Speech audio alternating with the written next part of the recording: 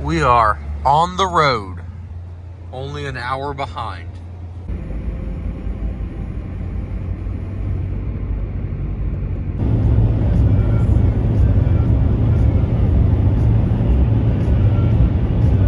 Just to pass away time, but it kinda looks different now. On his knees begging for his life.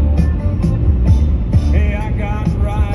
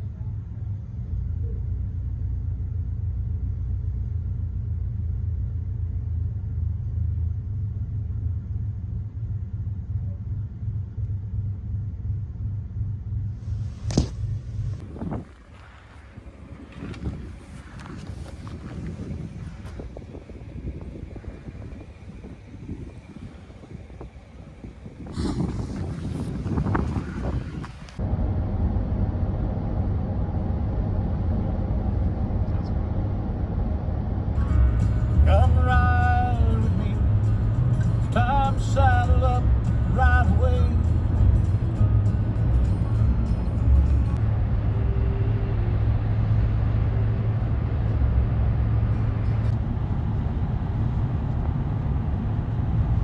Last night, we dropped off the forge, got it out of the truck, and this is the forge we picked up in Indiana, hauled back last night. This is the undercarriage component. Best I can figure out is there would be a lever on here that you would use to pump. This would be a friction clutch that would spin the main wheel. The friction clutch, of course, right now is not working. It appears that there's a lever in here that free spins, and then on the clutch itself, that would move it. But I need to figure out how that works. It came with a blower. This probably would have been the original blower for the forge. I'm not sure if I'm going to reuse it. It would have mounted underneath here. The firebox on it needs work. The whole thing needs work, but I paid $250 for it, so I really can't complain. Oh, my wood stove over here, these are the 4 tools it came with. I like this set of tongs. I like that pair of tongs. Don't like these tongs, so I'll set these aside. That'll just become probably a recycled piece of metal. I mean, these are fine, but I really like these two. Big fan. Of course, here's my beautiful wood stove, my prized possession. I'm sure you can see my speakers on top, but... And then Winston, my dog. That's where he sits. I've yet to move the truck since last night. I'll move it a little bit. Quick little side of the shop tour. There's more shop over there in that room, but that's a story for a different day. In here I have my Famco, believe this is a number 10. Sorry, 15. Famco 15 Arbor Press. This is a Famco 10 here. And then move my chair. My metal lathe. So, picked this lathe up a little while ago. I'm thinking this summer we'll do a video with its full restoration and cleaning it up, getting it restored. It's a Powercraft. It has the back gear drive on it.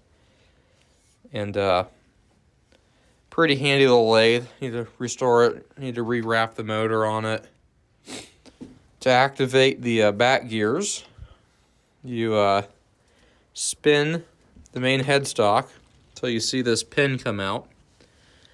Then you pop that pin loose, and that disconnects the drive gear from the pulley. Then you engage, kind of fiddle around for a minute, you engage the back gears. And now for every 30 spins here, you get 1 spin from your drive shaft. And you get a 30-to-1 reduction. So you can get really slow if you're cutting a really ferrous metal. Comes in nice. To realign it, the easiest way I found, and as you can see in the reverse, see how much faster that spins compared to there? That's a 30-to-1 reduction. Really, you're getting advancement from your pulley shaft, but your power comes in here. Depending on how you have your pulley rigged, you can really play around with your speeds on here. If you were to run a low 3 here and your high 3rd here with your back gears, I mean, you could get this lathe moving really slow, about that fast. And you can do some good work with that. But, all right, to hook it back up, as I get off topic, I just get this on top. And then I keep pressure on it, and I work it. Right there, we didn't get any, so we'll restart. So I gotta play around with it. You're just waiting for it to pop back in. Right there, now we're in. Now the two are back in sync once we take off our back gear. And just pop that back in. And now they're back in unison. So that's why I bought this lathe. I wanted that feature to get that setup of a back gear drive. You have to find one of these lathes. They're hard to find. I finally found one. It took me a couple years, but I paid $500 for it. It came on this giant stand. I loaded it with a skid steer, but of course I don't have a skid steer on the property, and I had to take it completely apart out of that truck and then move it piece by piece in here to rebuild it. And it's not usable now because, of course, there's no pulleys hooked up to it. There should be pulleys here. And currently I have the motor wrapped for 220 volt. I will need to bring it back down so I can run it off of 110 volt. So, and of course, you even have more adjustment on the main electrical pulley here. This is your tensioner. So you can run your tensioner on it. You can adjust your setup, but you could really, get this thing going slow. And that's really what I wanted. It came with a stabilizer and then your back stock. So that's the metal lathe. Well, I guess I'm not done talking about metal lathes.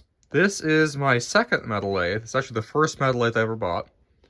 This is considered to be a jeweler's or watchmaker's lathe. Really small lathe. Really, it's kind of finicky. I have to mill out this socket because the socket trays these quarter drives go on, they don't fully fit. So you can see this one here. It's just stuck. So I'm boring out a wider interior because these sockets have a choke on them. As you can kind of see, this one doesn't have it. Here we go, these smaller ones, there's a circle inside there. So I'm just making that circle a little wider. That way they can fit on the tray. Cheap socket set, just bothers me, so I'm trying to fix it. And I overpaid for this lathe. It has a 1/4 horsepower motor in here. Came with different gear setups, so I can cut different threads, but this is really, let's be honest, not a lathe you're going to use to cut threads on. It's too small, it's too weak. You can stall this lathe pretty easy. And of course, if you stall a lathe like this and you have your drive gears on for when you're cutting thread, you can shatter these gears. And that's a bad day. So, but it did come with dog chucks. So I can swap that out and turn over centers. So if I want to turn on center, here's my dog chuck setup. I do have a dog chuck setup for the big lathe. I'll show you in a minute. But yeah, this is my tiny lathe. My tiny lathe. I'm contemplating selling it unless I can find like a unique use for it. I doubt that there is. The carriage on it runs smooth. Really, I have no complaints with it. On the big lathe, I'll show you if I'm engage the deck. And we're not engaged. There we are. You can see how that moves very slow. On the big lathe, this knob is right here. So I can turn it on top of the carriage without having to come to the rear. It's a small critique, it's a small lathe. This might be sold, I overpaid for it. I spent the same amount of money on this lathe as I did on the big one. So, if I paid $500 for this lathe, I paid $500 for the big lathe. I have $1,000 in lathes. I never use this lathe, so it just makes sense to sell it. And, yeah, that's the tiny lathe. Now, just to show you what I was talking about on the tiny lathe, give this back. Here's the big lathe. We'll zoom out. Let's say I need to move the deck. I can just move it right here. That makes more sense. I don't have to come back to here and turn something. I can do it right on the carriage. And I like that. So, really, I have a lot more features. I have a lot more power on this setup. We'll open up the main box. Here's the whole brain, the computer of it. You can change these gears out. Here's the chart in here to cut different thread lengths, your TPI, threads per inch, and adjust it. You do have a forward, a neutral, and a reverse on it. It just moves by. You can see when I open this up, this goes into a neutral. If I engage that, now we're on. And if I need to reverse it, now we're reversed. But I just keep it in neutral. I'm really not going to be cutting threads with it. It's not really what I bought the lathe for. So, try not to touch my phone, but I can if I want, and that's what matters. So, I do need to fix. There is a crack right here. I'll need to weld that back together. That'll be easy. I just need to get that welded on. I'm wanting to put an emergency stop. My knee hits right here. So I'm thinking about mounting an emergency override stop. That if there is an emergency, I can just whack it real quick and kill the machine. I think that would be smart. But that will be a project for the summer. I'm not touching this lathe till then. I do have the entire original manual for this lathe. So that'll come in handy when it's time to restore it. The guy I bought it from gave me a whole box of fun stuff down here. This is the dog chucks for the lathe. You can see the size difference between the first dog chucks I just showed you and these. I mean, I have a big hand. That's a big, big chuck. I have a different 3-point. This is nice. It has a central adjustment. It's weird. Normally, your 3-jawed chucks have only one key point. So this adjusts all of the teeth equally. But on this chuck, big one, each tooth has its own. So I'm in between whether or not I want to swap out the chucks because I like that. It's a pain when I'm trying to do just like quick adjustments and I have to manually adjust each tooth to get a perfect center on the lathe. Because of course you want your center to be between your tailstock and the main chuck. So, kind of a dilemma. Not end of the world by any means. I like the size of this chuck, has good weight. It's a good, just a good size, and it really fits the lathe. But this is a much smaller chuck, and that's okay. It really won't limit me much with what I have to turn on a daily basis. But I don't know. Problem for future Dan. I have other chucks down here. I have a 4-jaw. I'll probably never use that chuck. Not really a fan of 4-jaws. Different dog chuck setups. So I have a couple different, depending on your your OD, outer diameter, you can adjust with your dog chucks. What else I got? Different centerpieces. I do have a stabilizer here. This does not fit my lathe, so eBay it is. In fact, most of this might go on eBay. Couple nice things. This lathe does use a lantern post design, and I'll probably keep it that way, but I do have all 3 lantern vise cutting tools through keys. So I have, of course, a left taper, a right taper, and your true center. So, and you can see I already have a tool installed. So, a little bit about that lathe. Now, I'm getting sidetracked here. Today's episode is about the forge. So, that's your brief rundown. I also have a beautiful beam press down here. I'm trying to build, I need to build a stand for it. It's too pretty to be on the floor. It makes me sad whenever I see it on the floor.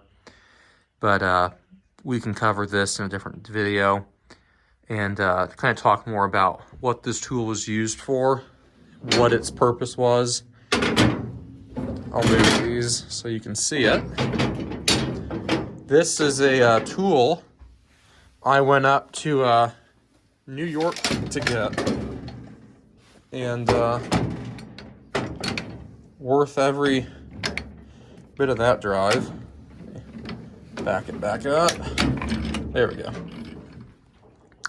So this is my beam press. This would have been used, I'll just briefly cover it. If you're building, let's say, a timber frame barn or a timber frame house, or you're doing anything timber framing related, you would sit on this part of the tool. You'd have a big auger bit. Let me go get the auger bit. We'll be right back. Here's the auger bit. This is a 2-inch bit. Hard to find. These are hard to find. If you can buy one, buy one. They are worth, I think I gave $10 for this, but I found, like most of my tools, I either find it on Marketplace, where I found this beam press, or I find it in antique stores.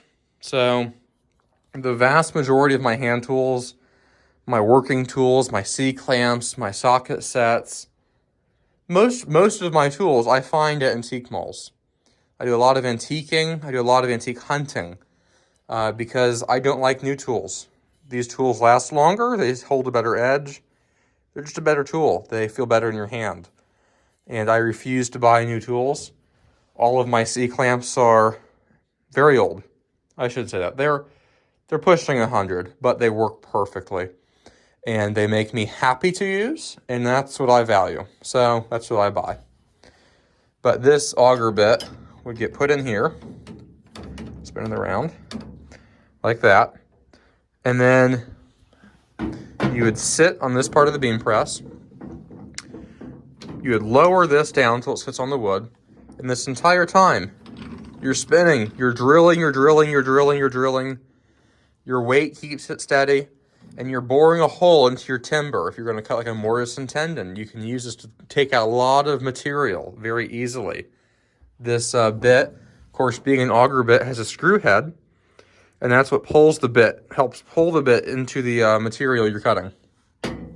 And that's a lot of friction. That's a lot of friction to have in wood. It's hard to get the wood back of the auger bit back out of the wood. So you have a back rack on this that you would pop in like that. And now the same gear that's driving your drive gear, okay, meshes. This is the genius of old tools. meshes back here. I don't know if you can see that. Right there, it meshes into this. And then, the opposite direction, you do it. Now, this drive bit's going in reverse. So now, instead of going the cutting direction, it's now spinning that way. And you back it all the way up. And now you're using the internal gear to pull this back up. You get all the way up, it clicks, but now you're still stuck. So now you go the opposite direction. I want you to see from behind. Opposite direction. Click. Boom, you're in neutral. As I whack my hand. You're in neutral. And now you're free to go. So these are some of my old tools. I love them. They make me happy. That's why I buy them. I do have an end goal to build my cabin one day. And this, of course, this wood stove is my prized possession. I sit out here most evenings in my chair. Those are all burn holes. I have a story about that. I can tell you a different day. But I sit here in my chair with my speaker.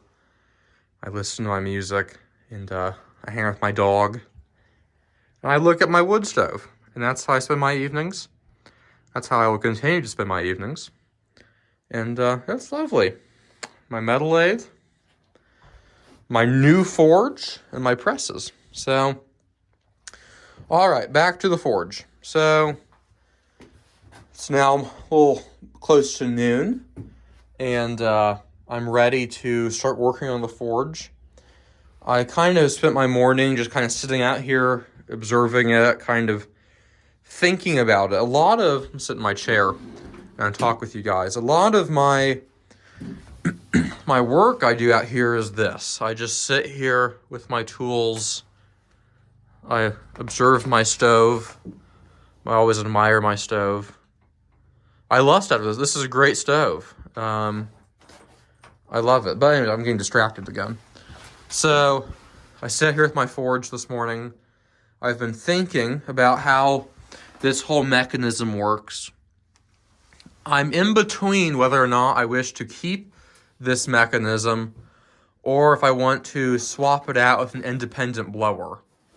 They do make a stand blower I could have. It's kind of like a clear stand, but it goes to like a tripod base. And it has your blower on it, and you can crank it. That's a blower for reference. It spins really fast, and it pumps air out. And that's what you use to get a good heat in your forge. This is, of course, a coal forge, so you need a lot of air. I've done very, very little blacksmithing. This is something that's going to be completely new to me. It's going to be a learning curve, and I wanted to document that learning curve on YouTube. This YouTube channel, I'm hoping to show more than just blacksmithing. I want it to be encompassing of all sorts of interests of mine, whether that be working on wood stoves, or doing metal lathe projects, or going camping, or fishing. I do a lot of road trips, so this will be a variety channel. Every video should be a little different, but I'm wanting to learn blacksmithing. So this might be a coming theme on the channel, where we work with some blacksmithing stuff. I really feel like being able to forge weld would significantly increase my abilities of what I can do in my shop. Currently, I'm bound to a electric flux core welder. I don't have any argon in the shop. This summer, I want to buy a cutting torch setup. So, of course, you really can't weld. You could braze, like cast iron with a cutting torch, the brazing rod, but you can't weld. So I wanted to be able to forge weld and, of course, make small stuff. Of course, I would like to make like some hatchets, some knives, just regular tooling. A lot of my tools need work. This stove needs a complete restoration. It's not usable right now. And I can show you the inside of it. It needs work. This is not ready to be used. It's not ready for firing. The previous owner I got it from tried his best, but I mean, he spray painted. That's all spray paint. That's not, should be nickel. That should be nickel plated. So I'm needing to do a lot of stuff where a forge could be really handy. And I now have the forge, but of course the forge needs to work itself. So I have to get the forge fixed up.